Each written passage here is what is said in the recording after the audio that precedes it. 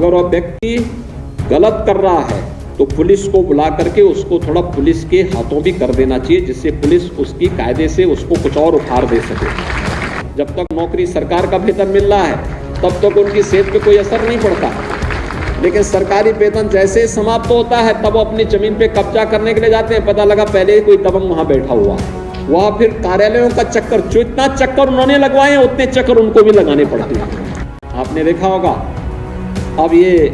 राजस्व कर्मियों के जरीब से या फीता नापने से जमीन का पैमाइश नहीं होगा, बल्कि ड्रोन सर्वे के माध्यम से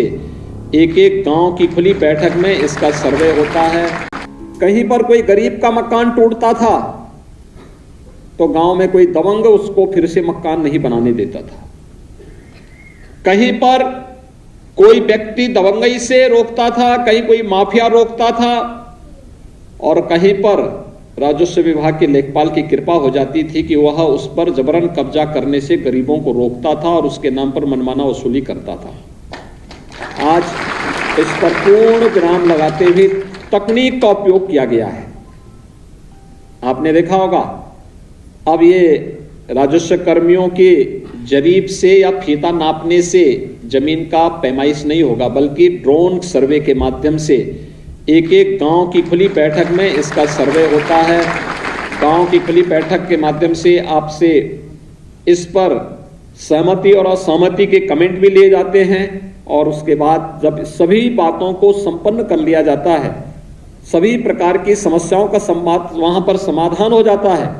तो फिर घरौनी वितरण के कार्यक्रम के लिए भी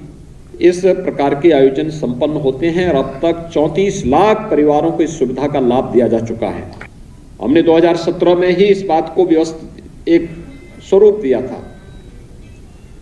कि प्रदेश में भूमाफिया और राजनीतिक संरक्षण में जो अपराधी और माफिया गरीबों को उजाड़ते थे, सार्वजनिक संपत्तियों पर कब्जा करते थे, उनके खिलाफ एक एंटी भूमाफिया टास्क फोर्स हम लोगों ने प्रत्येक जनपद में गठित की थी। तहसील स्तर पर, जनपद स्तर पर, कमिश्नरी स्तर पर और राज्य स्तर पर भी 64,000 हेक्टेयर से अधिक भूमि को हम लोगों ने भूमाफियाओं के कब्जे से मुक्त करवाया। और राज्य सरकार ने इसके लिए पहले ही इस व्यवस्था को भी आगे बढ़ाने का काम किया कि खासतौर पर जिन लोगों की कोई आवाज नहीं थी, एक बार कोई वॉइस नहीं थी, एक चुनौती हमारे सामने है, और उस चुनौती को दूर करने के लिए मैं आज राजस्व परिषद से कहूंगा कि हमें प्राथमिकता के आधार पर लैंड रिकॉर्ड को डिजिटाइज करने के साथ ही इस बात को भी हम सुनिश्चित करें कि अब 6 साल के खतौनी के इंतजार को समाप्त करते हुए हम इस बात को सुनिश्चित करें कि जब किसी व्यक्ति के द्वारा कोई जमीन बेची जा रही है उसी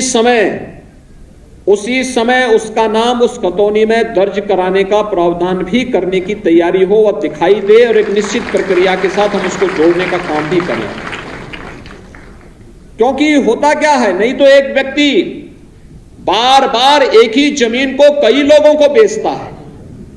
वह तो पैसा लेकर के अपने आप गायब हो जाता है, और जो बेचारे रजिस्ट्री करके कागज लेके बैठे रहते हैं कि जमीन हमारी, पता लगा कोई दूसरा ही व्यक्ति कब्जा करने के लिए गया, फिर उसमें विवाद होता है और कानून व्यवस्था की समस्या हमारे सामने खड़ी होती है।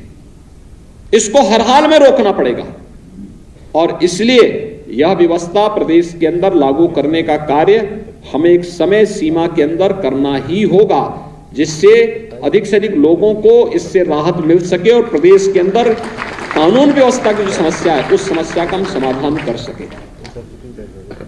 रजिस्ट्री विभाग को भी, स्टैंप एंड रजिस्ट्रेशन विभाग को राजस्व विभाग के साथ मिलकर के एक व्यवस्था सुनिश्चित करनी होगी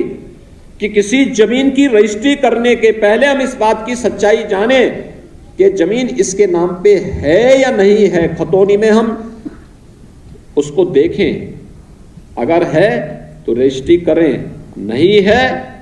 तो फिर अगर वह व्यक्ति गलत कर रहा है तो पुलिस को बुला करके उसको थोड़ा पुलिस के हाथों भी कर देना चाहिए, जिससे पुलिस उसकी कायदे से उसको कुछ और उखाड़ दे सके। यह व्यवस्था हमें उसके साथ जोड़नी होगी।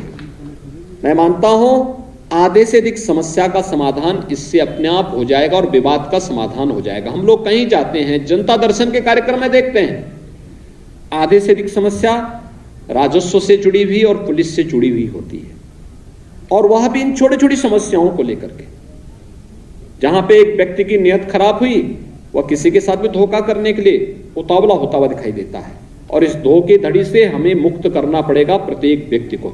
और अन्यथा इसकी चपेट में ज्यादातर सरकारी कर्मचारी और सरकारी अधिकारी आते हैं। जब तक नौकरी सरकार का वेतन मिल रहा है तब तक उनकी सेहत पे कोई असर नहीं पड़ता, लेकिन सरकारी वेतन जैसे समाप्त होता है तब वो अपनी जमीन पे कब्जा करने के लिए जाते हैं। पता लगा पहले कोई दबंग वहां बैठा हुआ है, और फिर उसके बाद वह फिर कार्यालयों का चक्कर, जो इतना चक्कर उन्होंने लगवाए हैं उतने चक्कर उनको भी लगाने पड़ते हैं। इसलिए अभी से व्यवस्था कर लें कि आपके रिटायरमेंट होने के पहले पहले हम पहले गरीब को न्याय दे देंगे तो आपको भी न्याय अपने आप मिल जाएगा। उस बात की व्यवस्था हम सुनिश्चित करेंगे। दूसरा, वरासत से जुड़ी हुई समस्याओं का समाधान भी एक निश्चित समय सीमा के अंदर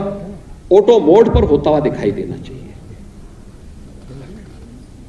इसके लिए हमें या किसी व्यक्ति को बार बार कानून को तहसीलदार, नायब तहसीलदार, तहसीलदार या फिर तहसीलों के चक्कर लगाने की नौबत नहीं आनी चाहिए। हम इस प्रकार का मैकेनिज्म तैयार करें। अभी तो एक अभियान चलाने की आवश्यकता है। वरासत के जितने मामले लंबित हैं पूरा रिकॉर्ड मांगे, जवाबदेही तय करें, और एक समय सीमा के अंदर हर तहसील को हम इस बात को जोड़ें कि इसको हमें जीरो तक लेके जाना है, और जिससे लोगों को अधिकाधिक सुविधा हो सके। पैमाइश से जुड़ी हुई समस्या का समाधान भी हम लोग एक समय सीमा के अंदर कर लें, कोई पेंडिंग नहीं रहेगी। अगर ये राजस्व से जुड़ी हुई इन समस्याओं का समाधान हो जाता है तो अपराध में आधी से अधिक कमी हो जाती है, और अपराध में कमी होती है तो हम प्रदेश के अंदर जिस कार्य में अनावश्यक समय खर्च करना पड़ता है उस समय का उपयोग हम किसी अन्य रचनात्मक कार्य के साथ करेंगे तो प्रदेश विकास के पथ पर अग्रसर होगा। आज यहां पर 11 लाख से अधिक घरौनी वितरण का एक कार्यक्रम जो हुआ है, एक बड़ा कार्यक्रम है ये, और इस बड़े कार्यक्रम का परिणाम भी किस रूप में आपको देखने को मिलेगा। आप देखेंगे जो ये स्वामित्व, प्रधानमंत्री स्वामित्व योजना के माध्यम से अत्याधुनिक तकनीक का उपयोग करते हुए जो एक कार्यक्रम यहां पर संपन्न हुए हैं, इसके कई लाभ हैं। एक, ग्रामीण क्षेत्र में संपत्ति से जुड़े हुए विवाद का समाधान होगा।